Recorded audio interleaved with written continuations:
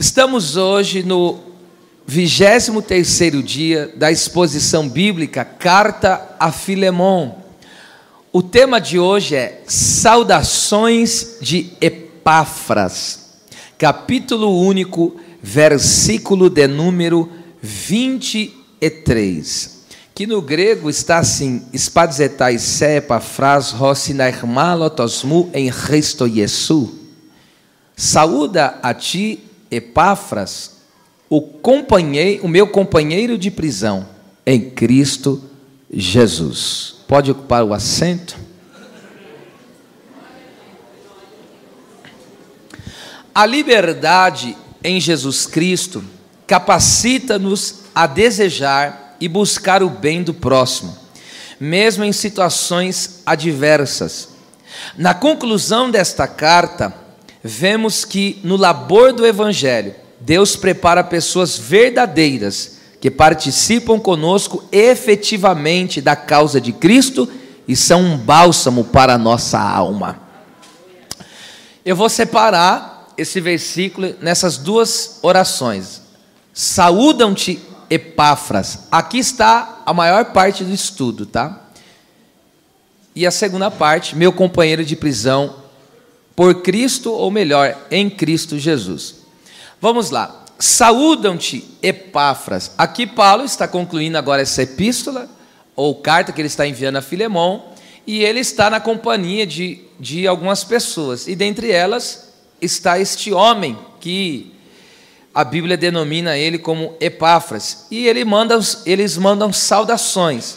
Então, saúdam-te. Esta palavra, saúdam, é a palavra aspadzomai no grego. Perceba, que significa desejar o bem a alguém, dar cumprimentos de boas-vindas, receber alegremente, envolver nos braços, como que acolhendo a pessoa, aguardar com prazer, ou seja, você estava na expectativa de receber aquela pessoa, né? Ficar feliz com ela, baseado no fato de que esta pessoa é bem-vinda, e também respeitar e amar pessoas. Saudações podem ser um meio para grandes frutos em Deus. Eu vou repetir. Saudações, ou conforme já deu o significado da palavra, desejar o bem, dar cumprimentos de boas-vindas, receber alegremente, podem ser um meio para grandes frutos em Deus, ou grandes resultados. Desejar o bem, respeitar e amar as pessoas é característica de quem está em Cristo Jesus. Eu vou repetir isso aqui. Desejar o bem, respeitar e amar pessoas é característica de quem está em Cristo Jesus. 1 Coríntios 16, 19, Paulo fala sobre isso, eu pego só a parte B. Saúdam-vos afetuosamente ou calorosamente no Senhor. Então perceba só aqui, parafraseando esse versículo, até mesmo de trás para frente, ficaria mais ou menos assim: o crente que possui as características de Cristo envolve as pessoas nos braços do amor com alegria para abençoá-las. Saudação pode ser um meio de evangelizar. A forma como você acolhe as pessoas, como você dá cumprimentos, né, dar boas-vindas, é também uma maneira, é uma porta para se evangelizar pessoas. Nós vemos isso em Mateus 5,47, quando Jesus fala: se saudardes unicamente os vossos irmãos, falando para os discípulos, que demais vocês estão fazendo? Porque saudar os nossos irmãos, acolher aquele que nos ama, é fácil. Mas ele está dizendo, até os publicanos, que era tido como uma classe de pecadores, até eles fazem isso. Jesus está dizendo o quê? O que ele está querendo ensinar os seus discípulos? Na salvação, não há acepção de pessoas. Ou seja, Deus salva o pequeno, o grande, o pobre, o rico, indiferente de cor, raça, etnias. Deus salva a todos. Deus não faz distinção. Esse aqui eu tenho uma quedinha por ele, eu vou salvar esse, mas esse aqui eu não gostei muito da cara dele, esse aqui eu não salvo. Não existe isso com Deus. Deus não olha a pessoa por condições que tem, ok? Mas Deus avalia verdadeiramente a humildade e o quebrantamento de cada um diante da sua presença. Então nós não podemos discriminar, mas aguardar as pessoas com prazer, crendo que são promessas de Deus, que Ele as transformará e se tornarão uma bênção no reino. Por exemplo, aqui no contexto congregacional, já pensou se os obreiros que estivessem na porta e os membros aqui nas cadeiras só dassem um sorriso, um acolhimento caloroso só para as pessoas que é irmão dele mesmo, que já tem uma afinidade com ele? Não. Às vezes chegam pessoas que estão maltrapilhos, às vezes existem pessoas, eu sei que isso incomoda, às vezes estão mal cheirosas pelo estado em que está, mas essas pessoas devem ser recebidas muito bem. Às vezes a pessoa está num quadro crítico de drogas e outra situação, às vezes você vê que é uma pessoa de uma situação muito baixa, mas nós não podemos discriminar uma pessoa dessa. E eu digo isso, é claro que no meio da igreja não existe discriminação de cor, de raça, essas coisas, não pode existir no meio cristão. Nós temos que dar boa acolhida a todos. Uma coisa que não pode, às vezes nós já tivemos experiência, pessoas entraram bêbadas, drogadas aqui dentro, se sentar e ficar cultuando bonitinho, vai ficar lá. Claro, se começar a fazer bagunça, a gente põe para fora, mas se ficar sentadinha no canto dela, vai cultuar e vai ser muito bem-vinda. E nós, então, recebemos essas pessoas, porque às vezes a pessoa vê a pessoa entrando e já discrimina, e já faz cara feia. Não pode ser assim. Então tem que acolher, porque você tem que olhar para ela crendo que Deus vai transformar a vida daquela pessoa. Então você olha aguardando, né, e crendo no Senhor, e então você recebe com alegria, você fala, hoje ele está entrando assim, mas amanhã ele vai ser uma bênção aqui no nosso meio. Tem pessoas que são abençoadas e até talentosas, e às vezes só precisam de uma indicação, serem mencionadas, saudadas pelo nome. Olha só onde Deus nos levou. Isso está escrito em 3 João, que é o capítulo único, verso 15, João fala assim, saúda os amigos pelos seus nomes. Ele está falando saudar nome por nome. Irmãos, olha que coisa benção que é. Em determinados momentos, quando você menciona o nome de alguém, você está abrindo portas para ele. Só de você mencionar. Eu já vi situações de estar em determinado lugar, de estar pregando em um grande evento, em grandes lugares, e eu falar de a pessoa, só de dizer, né, até às vezes a gente usa, enfim, e para mencionar a pessoa, dando uma característica dela, eu já vi portas se abrindo para pessoas assim. Então você pode ser um canal de bênção. Você vê, numa saudação, você ser um canal de bênção para abrir porta para outros. E eu tiro isso da onde? Da história de Davi. Davi era um varão talentoso, mas estava escondido. Até mesmo, eu não sei, mas quando você olha no texto, a gente não sabe nos pormenores o que aconteceu, mas até quando você lê a história, até a família dele parecia que queria esconder ele. Até por isso, pastor Júlio, que no Salmo 89, 20, o texto diz, achei. Por que Deus achou Davi? Porque estava escondido. Ele era um varão talentoso, mas estava escondido. Aí o que aconteceu? O Saul estava passando uns probleminhas espirituais, que eu não quero entrar nos detalhes.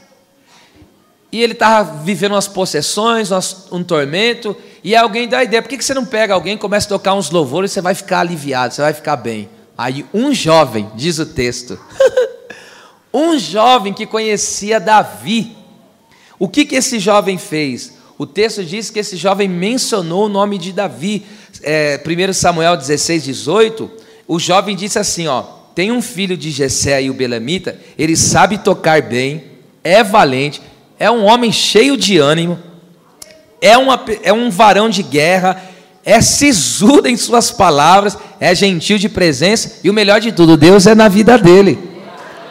Sabe o que o Saul falou? Chama Davi agora. Por que o Saul não conhecia Davi? Por que está falando, manda chamar Davi? Porque o jovem deu testemunho dele. O jovem mencionou o nome dele. Aí sabe o que aconteceu?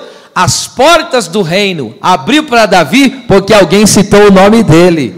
Você vai ser o canal de Deus para abrir as portas do reino do céu na vida de alguém. Escute o que eu estou falando. Às vezes você teve uma oportunidade de cantar e você convidou um amigo. Olha só que Deus está me dando. Você convidou uma pessoa, você fala, ó, eu estou muito alegre porque meu amigo hoje veio visitar eu aqui na igreja. Irmão, você ganhou ele, a porta do reino se abriu para ele ali, sabia? Porque ele vai falar, poxa vida, está me honrando diante de tantas pessoas. Uma saudação, um bem-vindo, abre portas para um fluxo contínuo de bênçãos. Bênçãos de mão dupla, vai e volta. De onde eu tiro isso? Eu tiro isso de Ruth 2,4. O texto diz que Boaz, que era o dono do campo, ele passava no meio dos seus funcionários, os segadores, e ele dizia, né, Pai seja convosco, e ele fala, o Senhor seja convosco. E aí sabe o que eles respondiam, os funcionários? O Senhor te abençoe. Então, o Boaz, ele saudou os seus funcionários com a paz, e com isso abriu uma porta, e eles o abençoaram. Isso, oh meu Deus, isso serve para um ambiente de família, ok? Então entenda uma coisa, isso serve não só para um ambiente de trabalho, mas um ambiente de família, isso é coisa tremenda. Eu entendo uma coisa, tem que parar, porque tem às vezes a pessoa recebe o familiar de casa, já recebe com cara feia, já recebe com um xingamento, já recebe, a pessoa está na porta e a outra já está falando, mas você não fez isso, aquilo, está faltando isso, você não comprou, você não pagou? Irmão, já se abriu uma porta para contenda, filho. E vice-versa, às vezes tem a mulher acabou de chegar, teve um dia exaustivo, trabalhou fora, sabe que vai chegar em casa, às vezes tem que trabalhar dentro, e aí a pessoa fica em cima, jogando um monte de coisa na cabeça. Irmão, isso é abertura para contenda. Espera a pessoa chegar, tirar aquele sapato que os pés estão inchados. Deixa ele fazer uma reflexão, sentar, respirar um pouco. Irmão, está na porta, está abrindo o portão, a pessoa já descarrega.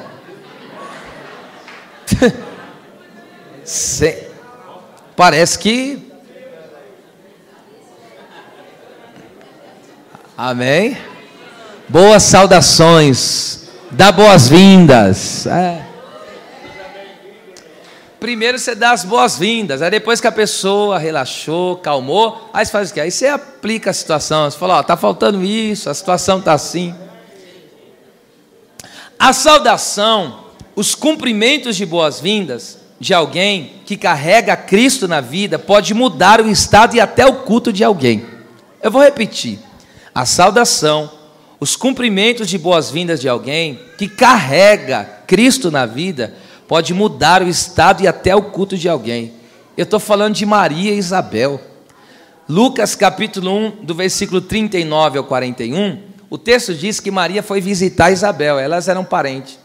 E quando Maria, o texto diz, quando Maria saudou a Isabel, o que aconteceu com Isabel? Ela foi cheia do Espírito Santo.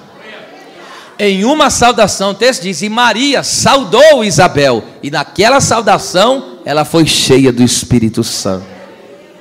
E por que isso aconteceu? Maria carregava Jesus no ventre, mas hoje nós carregamos Jesus no coração. Alguém carrega Jesus no coração? Efésios 3,17, para que Jesus habite no nosso coração. E como que ele habita no nosso coração? Pela palavra. A partir do momento que a palavra faz morada em você, o seu coração é o trono que Jesus se assenta. Eita! E agora a pessoa que carrega, agora veja só isso comigo. Como é o cumprimento de alguém que tem Jesus no coração? Como que é? É um cumprimento azedo? É um cumprimento de malquerência? Não. É um cumprimento que carrega a presença do Espírito Santo. As palavras dessa pessoa, os gestos dessa pessoa, até a forma de colocar a mão na outra, não tem vaidade, não tem malícia, mas tem a presença do Espírito.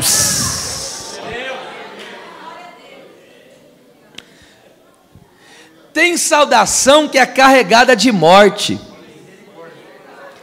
Segundo Samuel, essa aqui nós vamos aprender bonito. Segundo Samuel 29:10. Existe um homem que era capitão do exército de Israel até então, de Israel nos tempos de Davi, chamado Joabe. E esse Joabe, ele não toda pessoa que ameaçava o lugar dele, ele matava. E agora tem um homem chamado Amasa, que Davi vai colocar ele no lugar de Joabe. Sabe o que Joabe faz? Dá a saudação para ele, aproxima-se, pega na barba para o beijá-lo, só que Amasa deixou a guarda, porque na boa recepção ele abriu a guarda. Joabe sacou de um punhal e rasgou ele. Matou ele. Você vê uma saudação que carregava a morte. Pastor, qual é a aplicação no contexto congregacional para nós? Vou falar primeiro no contexto congregacional. Um obreiro que recebe mal e um membro que faz pouco caso e não dá preferência ao visitante pode matá-lo no sentido espiritual. Eu já vi pessoas que entraram aqui no nosso meio, não vi uma nem duas, e eu falo aqui, isso é coisa passada, ok, eu creio que Deus tem dado vitória, mas eu cheguei já a falar com mais de um obreiro, porque existem pessoas que saíram por essas portas e nunca mais voltaram. Primeiro, porque foi mal recebido na entrada. Segundo, porque o membro que estava sentado fez questão com o lugar. Você já viu uma das maiores imaturidades e falta de gentileza que existe nos crentes? É brigar por lugar, quem vai primeiro. Irmão, seja gentil, dá opção. Você percebe que quando existe aqueles eventos de casais que faz fila para comer, eu sempre deixo por último, eu e minha esposa, porque deixa as pessoas, dá preferência. E muitas vezes nós como líder, às vezes o direito é comer primeiro mesmo, ser servido primeiro, mas não, dá preferência para ensinar, seja gentil. Aí chegou a pessoa, aí está lá, entende que quer sentar, aí fala, não, esse lugar está guardado para minha irmã, minha amiga, deixa o visitante sentar aí, filho. Eita!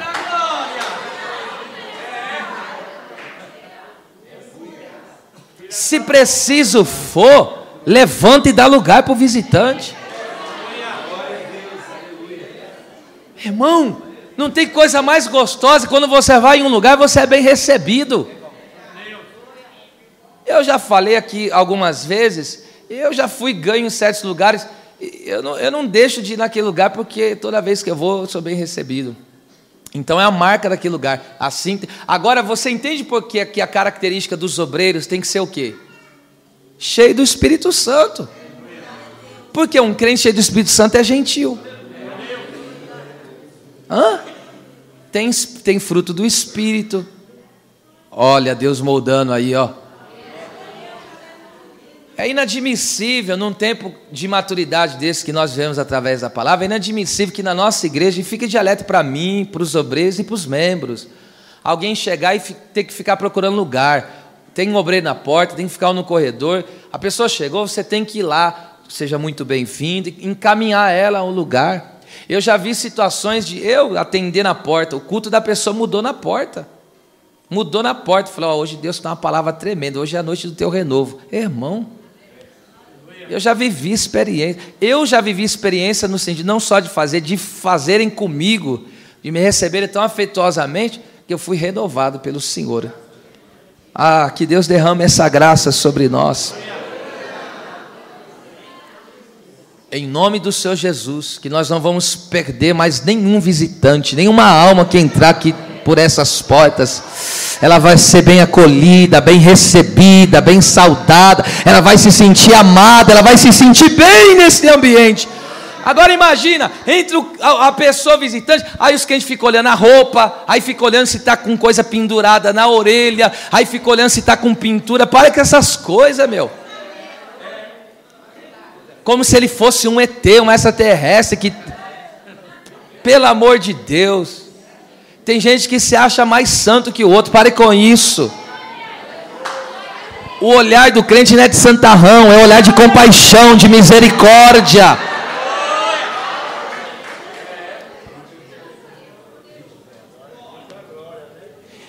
Agora eu vou falar de outro contexto. Já falei no congregacional, outros contextos, como também no trabalho, na internet, é atual, eu tenho que falar sobre isso.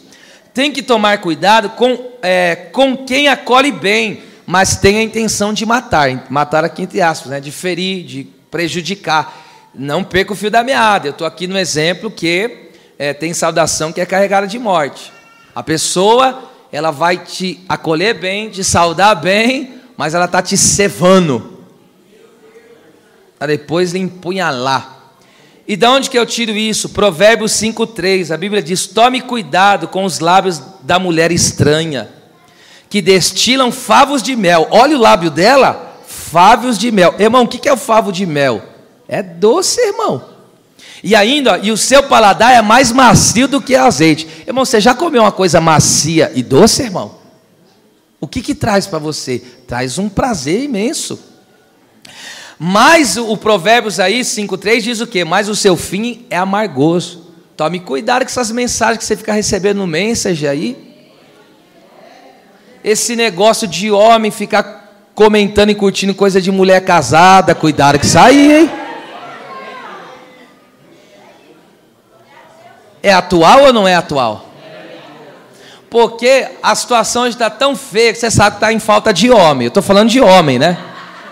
Você sabe que tá, não tá? Aqui mesmo na igreja tem um monte para casar e não acha homem.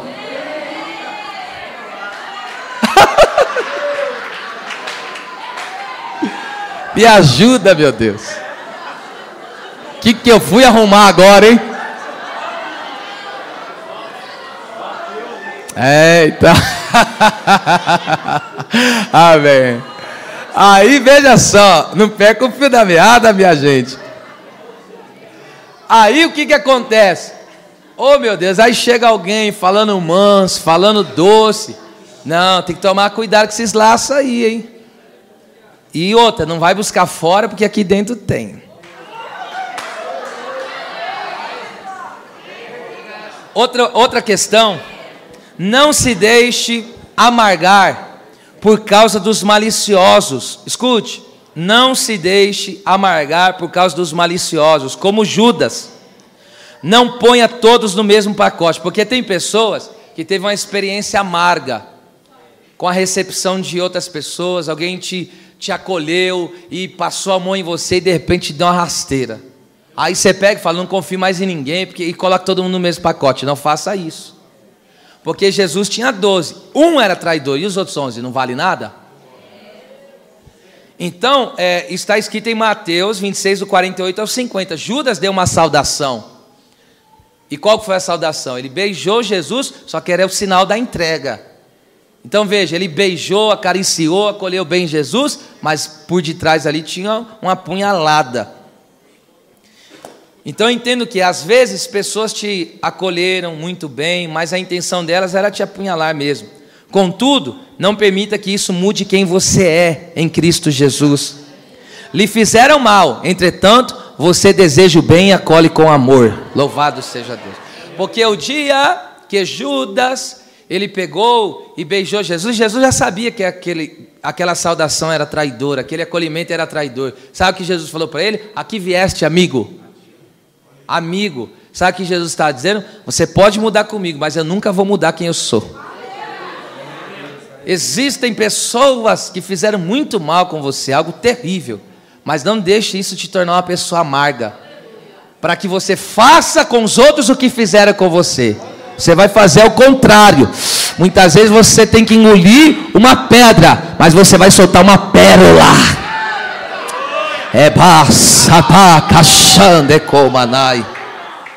Deus está sarando os nossos braços de acolhimento aqui nessa noite. Então, saúdam-te Epáfras, no grego é nome próprio mesmo, é Epafrás, é assim que se pronuncia, que significa gracioso. Eu entendo com isso, que aquele que recebeu o favor de Deus, favorecerá os outros. Vou repetir, aquele que recebeu o favor de Deus, favorecerá os outros. Epáfras é fruto do ministério de Paulo, e provavelmente ele foi o fundador e pastor da igreja em Colossos.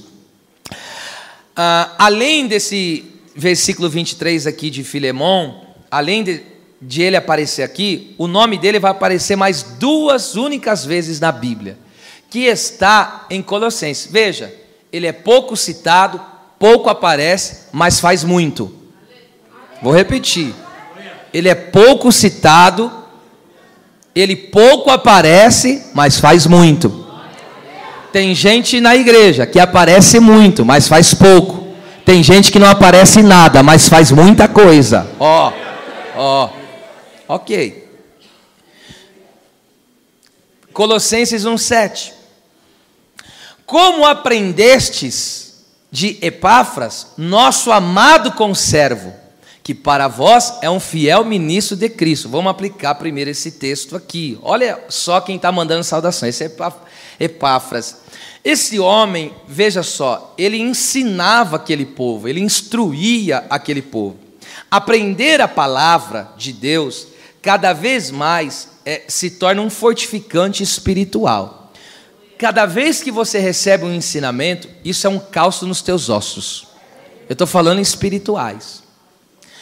E isso, quem diz não sou eu, é a Bíblia. Em 2 Pedro 1,10, o texto vai dizendo que nós temos que confirmar, ou seja, tornar firme a nossa vocação, a nossa eleição. O que é eleição? Deus me escolheu para a salvação. Então, quando eu ouço a palavra, a minha salvação fica cada vez mais garantida. Eu permanecendo em Cristo, é claro que eu estou em Cristo, eu sou salvo, permaneço salvo, à medida que eu permaneço nele. Não tem como sair de Cristo e continuar salvo, não tem como. A pessoa que permanece em Cristo, ela é salva. E a Bíblia diz, Jesus falou, eu dou a minha vida pelas minhas ovelhas e ninguém tira elas da minha mão. Olha, irmão, ninguém tem o poder de te tirar da mão de Jesus. A sua salvação está garantida nele. E essa salvação, porque nós somos salvos, mas ainda tem a redenção do nosso corpo. Então, quando estivermos aqui na terra, vigilância e oração todo o tempo. E aí, o que é necessário que nós entendamos com esta palavra aqui? Nós temos que cada vez crescer no ensinamento das Escrituras, porque isso vai nos trazendo estrutura espiritual e vai nos tornando pessoas fortalecidas em Deus e maduras espiritualmente. Observe só, a falta de ensino traz o risco de esquecer a bondade de Deus e perder as promessas divinas de salvação. Isso você vai ver em Deuteronômio 4:10 e todo Deuteronômio, mas eu só estou citando uma base aqui. E também Deuteronômio 6, do 4 ao 12. Deus fala para Moisés, Deus usa Moisés para pregar a palavra para o povo. Para quê? Para que o povo nunca esqueça de onde eles saíram. Por que nós ceiamos? Para não esquecer do que Jesus fez. A Bíblia diz, fazer isso em memória. Por quê? As provações muitas vezes fazem você esquecer o que Deus fez por você. Quantas pessoas que no meio das provações dizem, eu estou parando, esqueceu. A nossa memória é muito fraca. E eu estou falando do ponto de vista espiritual. Então o ensino da palavra deixa a nossa memória fresca. Nos faz saber quem Deus é, o que Deus fez e quem nós somos nele. Você precisa, e eu também preciso saber quem Deus é, o que ele fez e o que nós somos nele. Que coisa tremenda. E aí ele diz assim, ele dá uma palavra diretamente para o povo de Israel, mas isso tem implicações a nós. Hoje ele diz, escute a Israel, o Senhor, ele é o único Deus. Amarás ao Senhor de todo o teu coração, de toda a tua alma e com todas as tuas forças. E aí ele diz, ensinarás ou intimarás aos teus filhos. Sabe o que significa a palavra intimarás, que está em algumas traduções, mas eu prefiro ensinarás. A palavra ali significa ensinar incisivamente, que tem um sentido de perfurar algo. E por que é usada essa palavra ali? Tendo um sentido, ensinar você perfurar para ficar gravado. Sabe por quê? Assim como as pedras foram perfuradas para gravar a lei, assim deve ser impressa a palavra de Deus no meu e no seu coração. Então, quando nós estamos sendo instruídos, ensinados na palavra, a palavra está ficando gravada no nosso coração. E algo que é gravado, quero ver quem apaga. Então, o ensino faz isso, traz nessa marca poderosa. Esse é o Epáfras, ensinador, aqueles em que o povo aprendia acerca do Senhor e da sua palavra. O que mais que esse homem era? Ele era amado conservo. Conservo aqui significa um companheiro servo, alguém que serve o mesmo Senhor. Por isso que é conservo, servindo o mesmo Senhor. Agora escute, até os anjos se dizem ser conservos. Está escrito isso em Apocalipse 19:10. João, naquela visão celestial, vê um anjo poderoso e se prostra para adorar anjo. Mas anjo não pode ser adorado como nenhuma outra criatura. Só Deus pode ser adorado. Só Deus é digno de adoração. E ali o anjo falou: não faças tal coisa, adora a Deus, porque eu sou apenas o teu conservo. O que o anjo estava dizendo? Céus e terra estão sincronizados em servir a Deus. E você pode ver isso em Atos 10, porque o anjo apareceu para Cornélio e deu a direção: procura um homem por nome Pedro, e ele vai te dizer as palavras com que você precisa ouvir. Então o anjo anunciou: Deus ouviu tua oração, agora procura Pedro. E Pedro fez o quê? Pregou a palavra. Veja que é uma sincronia do céu e da terra. Anjos e homens, todos conservos. O que é conservos? Servindo o mesmo Senhor. Você já reparou aqui que você e eu somos conservos de Gabriel, Arcanjo Miguel e todos os outros anjos? Só que eles, eu estou falando literalmente onde eles estão agora. Nós somos de lá também. Então céus e terra, os anjos céu, os homens terra, estão num só objetivo: sincronizados para servir o Senhor e fazer a sua vontade. Porque você sabe, tem coisas que o anjo faz que o homem não faz, mas tem coisa que o homem faz que um anjo não pode fazer. Vou dar só um exemplo básico do básico. Por exemplo, um anjo pode ir em um lugar, resplandecer a luz e libertar uma pessoa só com aquela luz radiante. Mas um anjo não pode descer na terra e assinar um documento. Você não entendeu, né? Deus pode usar um advogado em teu favor. Um anjo não pode pregar o evangelho. Um dia eles pregarão na grande tribulação, mas hoje anjo não prega o evangelho. Quem prega o evangelho é a igreja, é os homens. Então nós estamos nessa sincronia. E também, escute só, Epáfras, aqui conservo, é o quê? Ele dedicou a sua vida totalmente a Cristo, não tendo vontade própria e nem trabalhando para obter alguma vantagem pessoal. Vivia para servir e ministrar aos outros com fidelidade a Cristo. Então, se nós somos conservos, escute, escravos que servem o mesmo Senhor, é isso que nós somos. Mas escravos livres, já pensou? Porque nós servimos a Deus por amor, louvado seja Deus. Então nós dedicamos a nossa vida totalmente a Deus, ok? E nós não temos vontade própria, porque vivemos para fazer do nosso Deus. E aquilo que a gente faz no reino de Deus não é para obter vantagem pessoal, embora nós somos grandemente abençoados quando fazemos a vontade de Deus. Mas o nosso objetivo não é fazer algo para ter benefício, ganho pessoal. É para servir ao próximo e exaltar a Deus.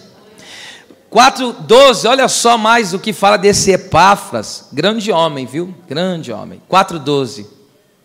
Diz assim o texto: saúda-vos Epáfras, que é dos vossos, servo de Cristo, combatendo sempre por vós em orações. Isso aqui vale dedicar alguns minutinhos para isso. Veja só, ele era, conforme disse, provavelmente ele fundou aquela igreja e ele era pastor local aqui de Colossos. E o texto diz, Paulo dá testemunho de Epáfras, que ele era um homem que combatia sempre, sem intervalo, pelos irmãos em oração. A palavra que combatendo no original grego significa competir com adversários, empenhar-se com fervor para obter algo, lutar em uma guerra. Irmãos, orar para que Deus salve, liberte e mantenha uma pessoa na fé é lutar em uma batalha contra as trevas.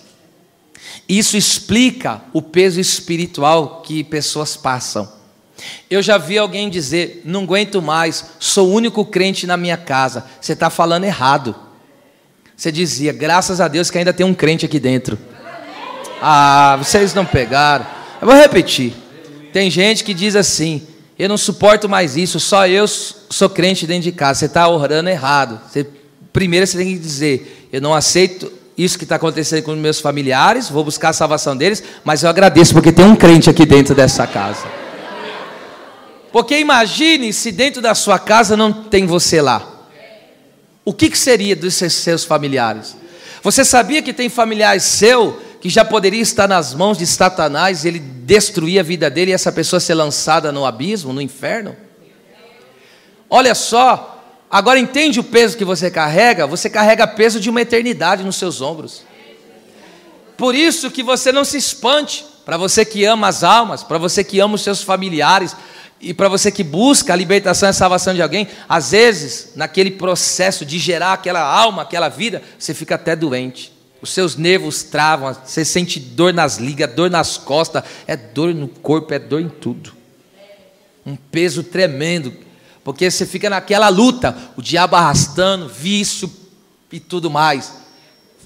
Mau caminho, aí você fica do outro lado, lutando. Senhor, faz a obra, tem misericórdia, arranca, tira. Essa é a luta, e essa é a luta que ele está combatendo. Então, os falsos mestres, as heresias, os falsos ensinos, tudo querendo puxar o povo ali em Colossos, os vícios, etc. E estava lá Epáfras. Deus quebra esse laço, Deus desfaz esse embaraço, Deus tira ele da boca de fumo, tira, Senhor, da prostituição, quebra essa dureza do coração. Meu Deus do céu, eita Deus, aleluia, glória a Deus. Deus vai tirar o peso de alguém hoje aqui. O Espírito Santo está dividindo com você esse fardo. Você verá a recompensa do Deus que você tem servido. Olha só o que mais esse homem valoroso. Meu Deus, hoje eu peguei um amor tão profundo por Epáfras. Olha o que mais, olha a saudação que o povo está recebendo de quem que é. Pouco aparece, mas muito faz. Que coisa, hein? História marcante. Ele ora, para quê? Combatendo sempre por vós primeiro, para que vos conserveis firmes. Diga, firmes. Essa palavra conserveis firmes é uma só no grego, que é histemi, que significa fazer ficar de pé. Olha só que coisa profunda. A resposta de Deus a uma oração pode tirar toda oscilação e desânimo de alguém. Então, enquanto Epáfras estava orando, Deus estava firmando o povo na presença dele.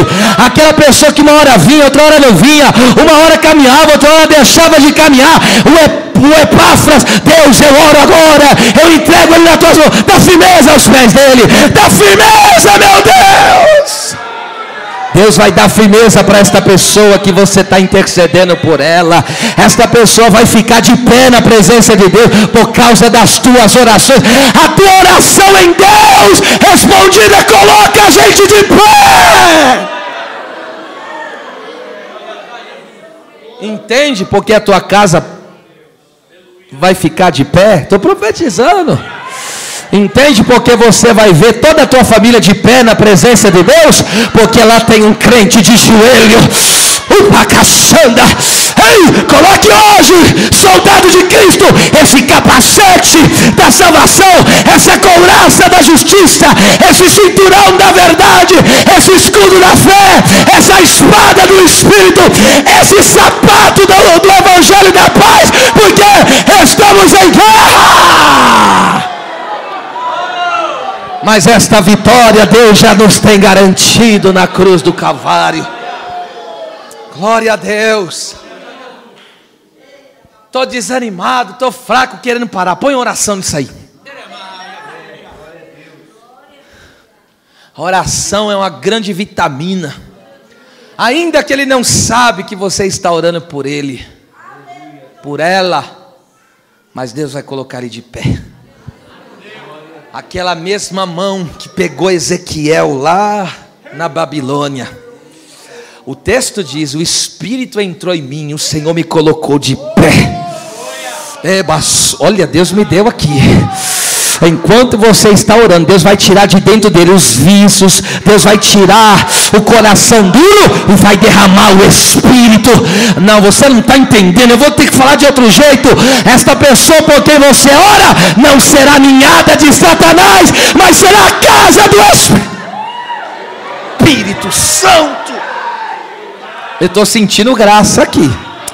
Eu estou sentindo que tem batalha nos ares aqui. Eu estou sentindo que tem laço sendo quebrado aqui. Eu estou sentindo que tem vitória sendo decretada hoje aqui. Ela é bacana, Arábia. Daqui a pouco vai vir uma paz no teu coração. Essa paz é Deus dizendo: eu já dei vitória. Aguarde os dias, porque eu já dei vitória.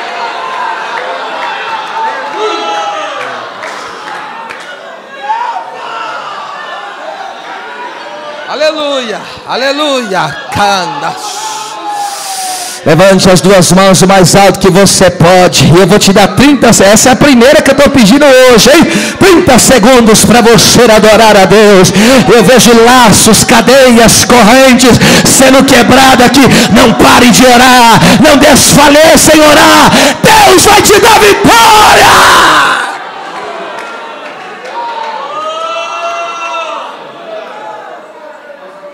Glória a Deus.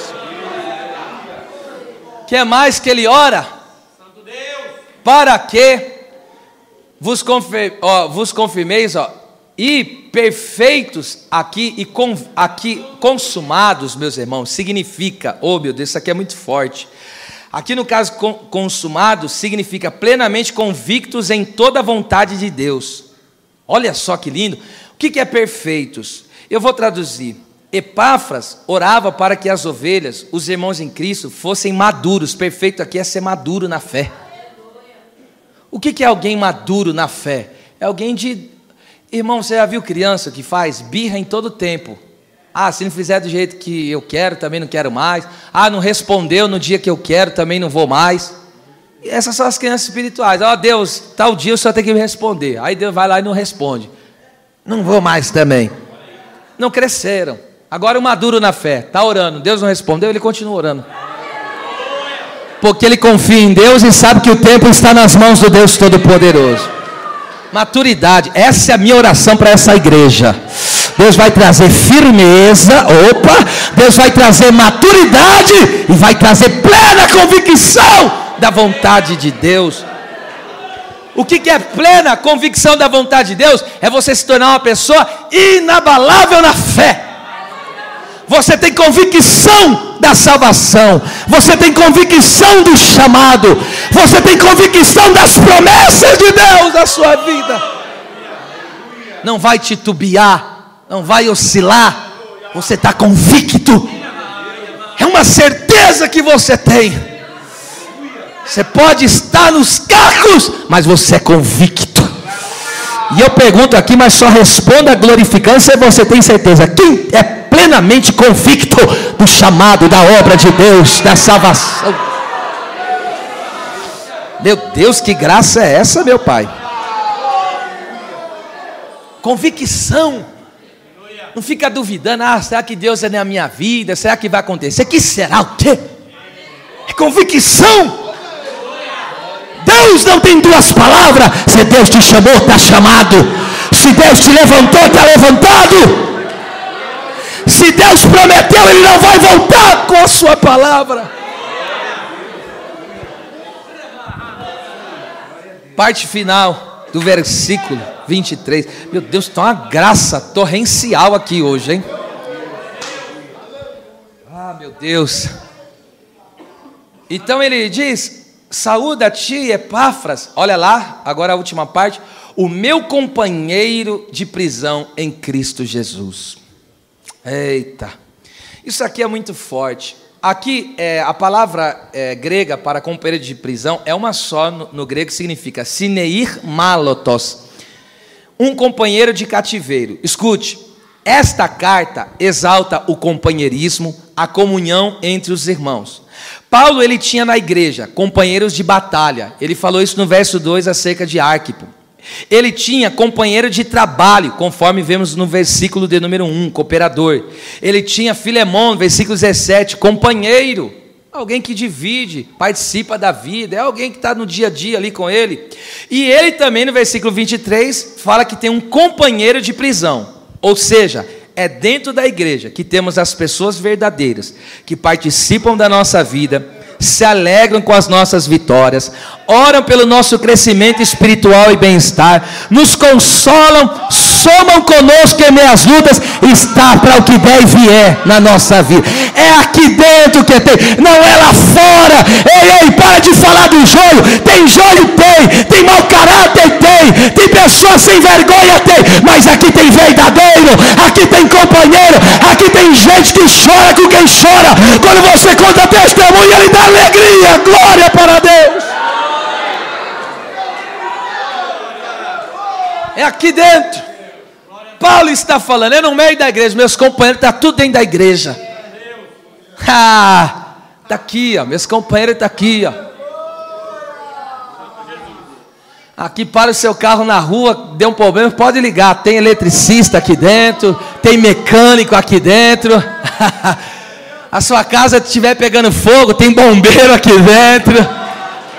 Tem ou não tem? Aqui tem uns 3 aqui, rapaz. Tô com as causas aqui, tem advogado aqui dentro. Tô com os problemas espirituais. Eita, tem umas pessoas que oram aqui, viu, gente? Aleluia. Às vezes você está sem meio dinheiro, tem o pastor Júlio.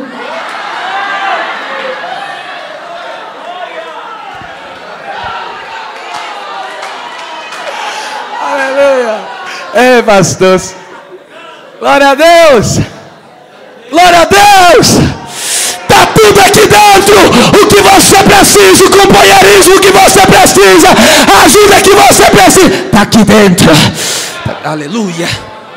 Por favor, isso aqui é na mensagem, eu não fico fazendo coisa sem nexo, é só quando Deus está no negócio.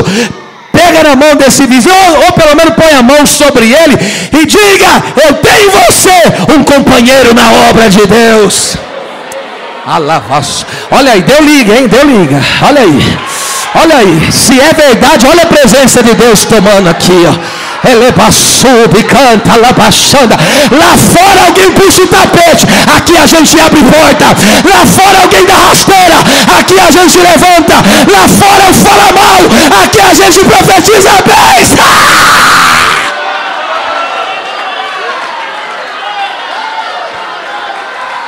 Lá fora os conselheiros mandam você largar e se separar. Aqui dentro Deus fala: tem restauração, tem restauração.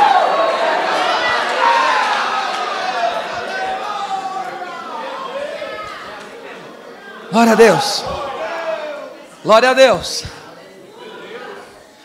Agora eu vou para uma aplicação. Já vimos o conteúdo exegético exposto do que Paulo queria dizer. Agora eu vou para a aplicação.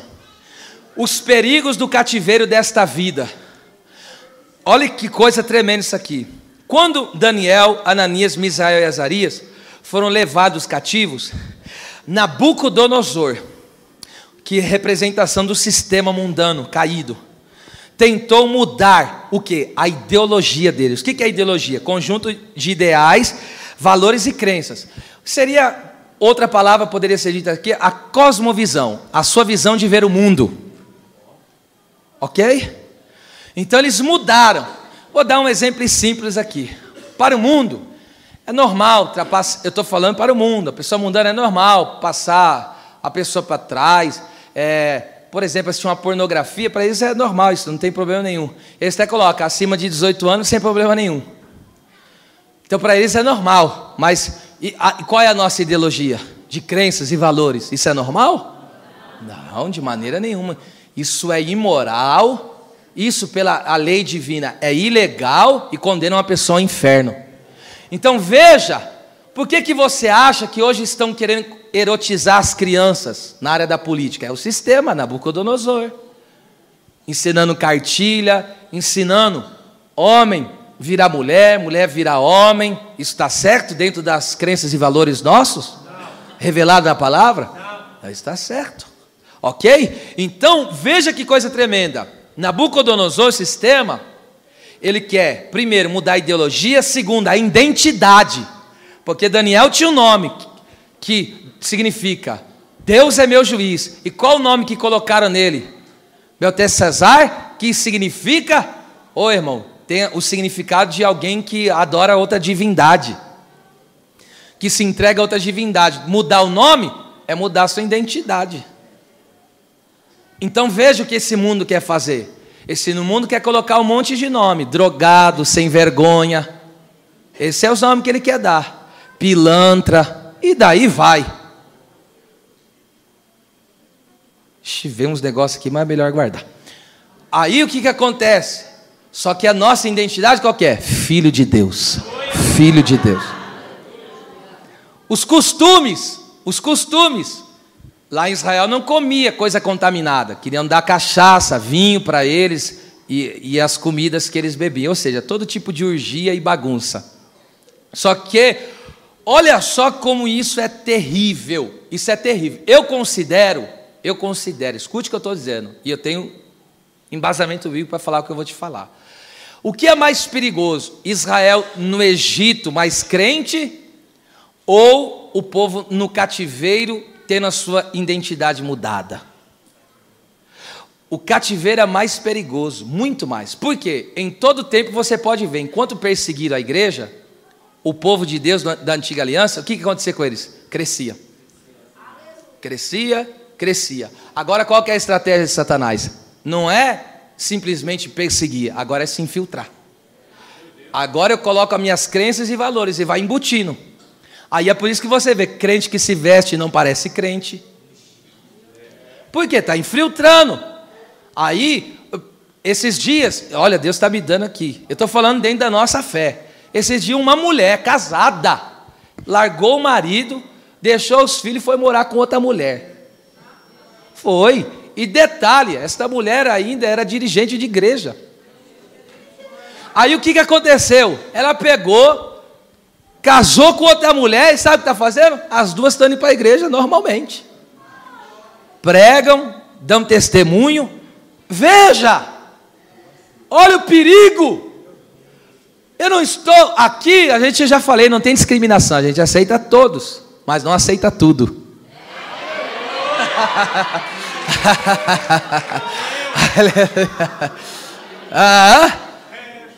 Porque chega aqui, não é nós que vamos mudar o conteúdo das escrituras, é as escrituras que vai mudar nossas.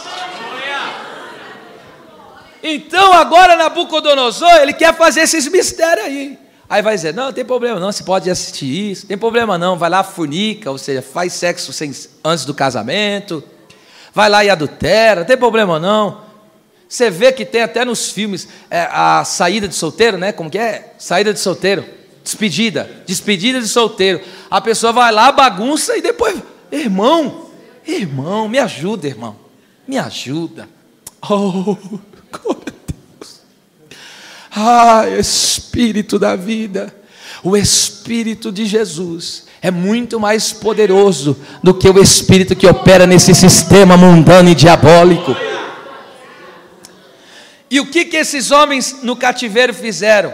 Mas os companheiros de cativeiro em Deus não se contaminaram e nem se dobraram à estátua, ou seja, ao sistema. O que Daniel e seus amigos receberam? O texto diz, eles assentaram e não determinaram no seu coração não se contaminar. E o texto diz, e Deus deu graça. Quando você coloca no seu coração e não desonrar a Deus, Deus te dá graça. Vou falar de novo, hein? Quando você coloca no seu coração e não se contaminar com as coisas desse mundo, Deus derrama a graça e você consegue. Vamos aqui trabalhar essa questão tremenda aqui, tá certo? Você sabe que essa vida aqui para nós é o nosso cativeiro, você sabe, né? Porque nós não somos a Babilônia, isso aqui é a Babilônia. O mundo é a Babilônia, nós somos aonde? Jerusalém. Por isso que a gente ora com as janelas da alma, olhando para Jerusalém. Aqui, nessa terra, podemos fazer que nem Daniel, prosperar, ele era primeiro-ministro, podemos fazer muita coisa, mas só não pode tirar o olhar de uma coisa, de Jerusalém. E não pode perder os costumes do seu país. Não pode perder os costumes de se vestir, de comer, de beber, de ser. Você não pode perder, porque você é do céu, você é morador do céu. Amém? Vocês estão aqui ainda ou já foram embora? Perceba uma coisa comigo, pelo menos 4 coisas o mundo quer destruir do crente. Deus me deu essa aplicação. Daniel 3:21, vamos lá? Aqui tem um mistério, alegra o teu coração. Você sabe que eles não se dobraram ao sistema, e quem não se dobra ao sistema é perseguido, ok?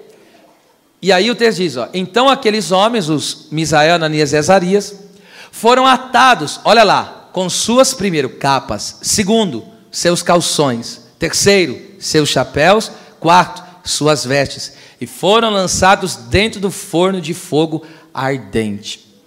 Aqui tem 4 aplicações. O que significa ser lançado? Não se dobrou o sistema, o inimigo quer destruir, primeiro, a sua capa. O que é a capa? Isso fala do seu ministério. 1 Reis 19, capítulo 19, versículo 19 e 20. Eliseu estava trabalhando com a 12ª junta de bois, que era a última. O Elias chegou e passou a capa sobre ele e falou: o teu tempo de ser profeta chegou. E agora, pastor Marcos, evangelista Lindomar, o texto diz que Eliseu falou: você sabe o que eu te tenho feito? Veja, primeiro, Deus inverteu a fila. Ele era o último, Deus pegou, porque quando chega o tempo, eu vou repetir isso aqui de novo. Quando chega o tempo, quando chega o tempo de Deus, pode ser o último, mas Deus falou: manda chamar Davi, manda chamar ele, é o último, mas manda chamar. Deus inverte. Outra coisa, irmão, tem gente que até hoje, não sabe dimensionar a grandeza do chamado de Deus na sua vida. O seu primeiro chamado é ser salvo. Essa é a maior vocação nossa, é a vocação celestial. Então, para que nós somos chamados? Para a salvação. Só que aqui eu estou falando agora do chamado ministério, do servir, de ministrar. Tem gente que até hoje não sabe o que Jesus fez da vida dele. Você foi chamado para ministrar, para servir. E Deus fala hoje aqui para mim e para você: você sabe o que eu tenho feito por você? Você sabe o que significa? Deixa eu falar. Você sabe, eu costumo dizer, a honra de ser um pregador do Evangelho, um ministro do altar, só a eternidade poderá revelar isto. Só a eternidade poderá revelar a dimensão do que é ser um ministro do altar. É por isso que quanto mais dado, mais é cobrado. Mas por quê? Oh, meu amado, tem diferença, hein? Lá na eternidade, nós só vamos descobrir o peso do ministério só lá mesmo. Então entenda uma coisa, mas de forma geral, toda a igreja tem um ministério. O ministério da reconciliação. Nós temos a palavra do Evangelho que leva as pessoas a se reconciliarem com Deus. Você tem um ministério. Diga, por favor, com a mão direita levantada, diga bem forte: eu tenho um ministério. Esse é o ministério da igreja. Está lá em 2 Coríntios 5, 17 em diante. Quando fala que nós somos uma nova criatura e Deus nos reconciliou. Então, e nos deu o ministério da reconciliação. Então, esse é o ministério da igreja. Esse é o ministério que todo crente tem. Você pode ser usado para alguém se achegar a Deus e ter paz com Deus. Vamos lá. Então, o inimigo quer destruir esse seu ministério aí. Outra coisa, que coisa tremenda. Herodes pensou que ia matar Pedro e o povo iria se alegrar. Estou em Atos 12. Mas Deus enviou o seu anjo e o ministério de Pedro prosseguiu, porque no Atos 12:8 o texto diz: quando o anjo chegou, falou, tocou nele, falou: põe-te de pé. Quando ele se posicionou, as cadeias caíram. E o que o anjo falou? Põe a sandália e joga a capa na onde? No ombro, nas costas. Por quê? Porque ministério tem peso.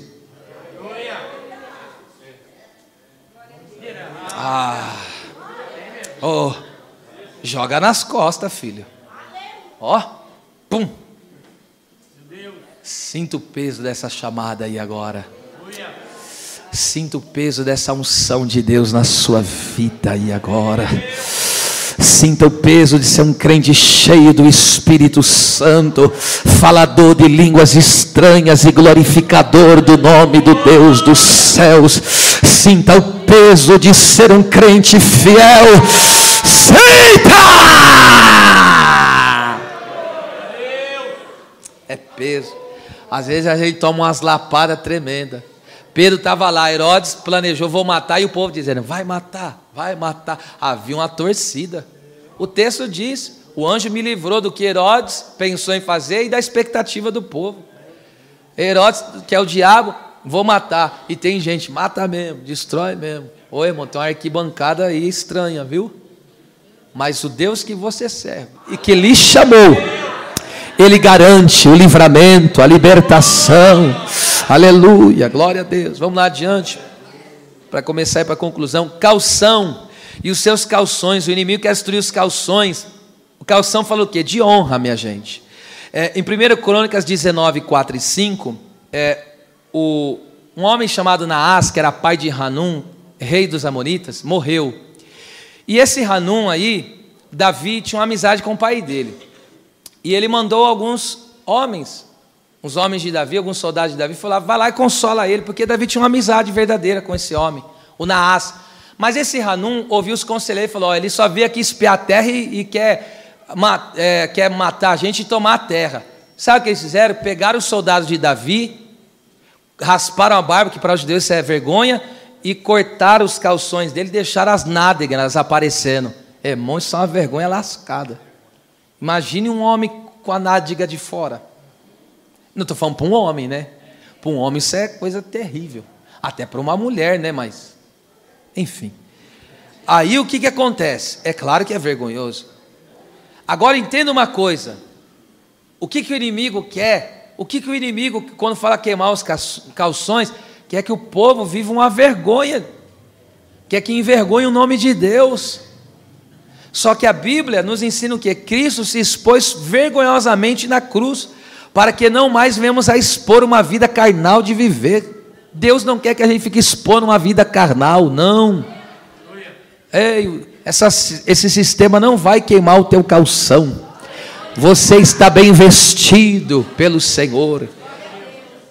Chapéu fala do quê? Isso fala da nossa certeza da salvação. E qual é a certeza da salvação? O selo do Espírito Santo nos marca como propriedade exclusiva de Deus. Está escrito em Efésios 1, 13 e 14. Nós somos selados pelo Espírito Santo da promessa. E é por isso que a Bíblia diz: não entristeça o Espírito Santo, pelo qual você foi selado para o dia da redenção. O Senhor colocou uma marca em você, e esta marca é o selo do Espírito, dizendo: esse é meu, essa é minha. Você tem dono, e o diabo, o inimigo, os demônios não podem violar o selo de Deus que está na sua vida, te marcando como propriedade de Deus. É por isso que ele fica achando brechas para derrubar as pessoas, mas ele não pode invadir a vida de um crente, porque você é selado, você tem a marca de Deus na sua vida. Então, não entristeçamos o Espírito Santo, mas vivamos na sua comunhão maravilhosa. E as vestes, último, as vestes fala da santidade. O ímpio não tem vestes, conforme nós vemos em Apocalipse 3,18, uma igreja que se tornou ímpia, né? A de Laodiceia. O Senhor falou: vocês estão nus e precisam comprar vestes. O crente, na falta de vigilância, pode sujar as suas vestes, como Zacarias 3, o sumo sacerdote de vestes sujas, que fala do pecado. Mas bem-aventurados, diz a Bíblia em Apocalipse 22,14, são os que lavam as suas vestes no sangue do Cordeiro. Pode ter até falhado, escorregado, mas se arrependeu. Aleluia! E Deus fala ao meu espírito que está dando uma lavada com sangue. Aleluia! A sua veste dessa noite vai sair branqueada aqui, eu creio. Vamos encerrar. Companheiro de cativeiro em Cristo é aquele que mesmo nas aflições desse mundo não abandona a sua fé e fervor espiritual. É isso para nós hoje, é isso que é ter um companheiro de cativeiro. Está na aflição, mas o que os três, Ananias, Misael, Ananias e Azarias fez? O que eles fizeram? Quando o fogo apertou, não abandonou. Vocês dois aí se vira. Não, os três ficaram lá. Por que você, quando está na aflição, quer sair? Permanece junto aqui conosco. Vamos enfrentar esse cativeiro desta vida todos unidos na presença de Deus. E aí Nabucodonosor está dizendo: quero ver quem vai te livrar da minha mão. Sabe qual é a nossa palavra? O nosso Deus é quem nós servimos. Ele pode nos livrar, e Ele nos livrará. O fervor espiritual que arde no teu ser queima mais do que a fornalha. É por isso que a fornalha não te queima, porque o seu fogo é maior. É o fogo que você está recebendo aqui nesse culto. É o fogo, tem presença aí? É o fogo da presença do Espírito Santo. Aqui, meus companheiros, vamos permanecer. As coisas estão rochando, o céu está fechando, o anticristo está chegando, mas a trombeta a qualquer momento vai soar, e nós seremos exaltados no arrebatamento pelo Senhor. Encerro agora, encerrando. Saúdam-te, Epáfras, meu companheiro de prisão em Cristo Jesus. Essa aqui é para a gente encerrar dando glória, hein, gente? Essa preposição aqui, no caso en, no grego, significa preposição denotando posição de lugar. Então, quando eles falam em Cristo Jesus, está dizendo: esse é o meu lugar. Aleluia. A nossa posição, o nosso lugar é Cristo Jesus. Repete com as duas mãos, levanta. Isso aqui tem que estar, ó. Levanta as duas mãos, mas enche o teu pulmão e você diga bem forte: a nossa posição, e o nosso lugar é Cristo Jesus. Se é verdade isso, adore a Deus por algum momento. Aleluia!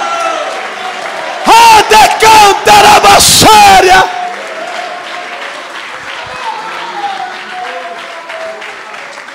Pastor, estou deslocado, já achei o teu lugar, Jesus. Essa é a nossa posição, filho. Agora vamos lá. Oh meu Deus, Colossenses 3:3, aqui encerro. Porque já estáis mortos, para quê? Para a carne, para o mundo, glória a Deus. E a vossa vida está onde? Leia. Está escondida com Cristo em Deus. Então onde está a minha e a sua vida? Escondida. Está escondida. Cristo tem a nossa vida na onde? Na mão dele. E aonde Cristo está? Em Deus. Por quê? Porque o Pai, o Filho e o Espírito Santo estão tudo assim, ó, um dentro do outro. Glória a Deus. Alguém não está dimensionando o que ouviu, mas eu te digo, em meio às feras, aos perigos deste mundo que querem nos devorar, nós não estamos expostos, porque temos um esconderijo secreto. E qual é o esconderijo secreto? Salmo 91: aquele que habita no esconderijo do Altíssimo, a sombra do Onipotente descansará.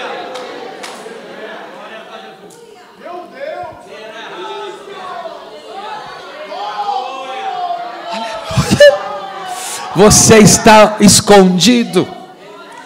Você tem um esconderijo. Aleluia. Sabe, deixa eu te falar uma coisa. Se alguém quiser te achar, sabe onde vai te achar? Dentro de Deus. Aleluia. A sua vida está em Deus. A sua vida está em Deus. Eu vou falar de novo. A sua vida está em Deus. E pega isso aqui e leva para casa. Estava ali o rei da Síria, Ben-Hadad, segundo o rei 6:18.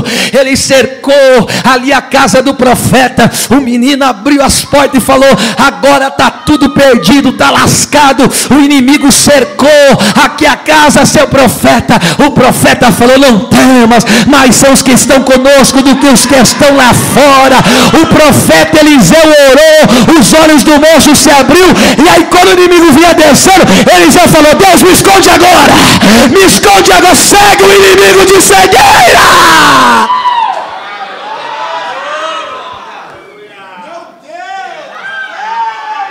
Olha o inimigo procurando a casa. Cadê o Eliseu? Cadê o ministério? Cadê a família? Cadê? Não acha, não acha. Permaneça, permaneça escondido, permaneça. Não saia desse esconderijo. Tem alguém só de olho esperando alguém sair para ele ir lá e devorar. Mas se você continuar, cadê ele? Não acho ele. Não estou vendo, mas cadê? Está escondido.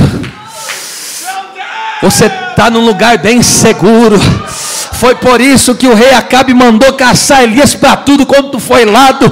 E chegou diante de Obadias e falou: Elias falou: Obadias, vai lá falar para o rei Acabe que eu estou aqui. Ele falou: não faz isso comigo não. Esse homem te caçou de reino em reino e foi em toda a terra te procurar. Ele não me achou, sabe por quê? É Deus que me guarda, é Deus que me protege, é Deus que me esconde. Encerrei. O versículo em questão demonstra que as adversidades externas, aquilo que vem de fora, não são capazes de afetar a saúde espiritual daqueles que estão em Cristo Jesus. As palmas louvem ao Senhor.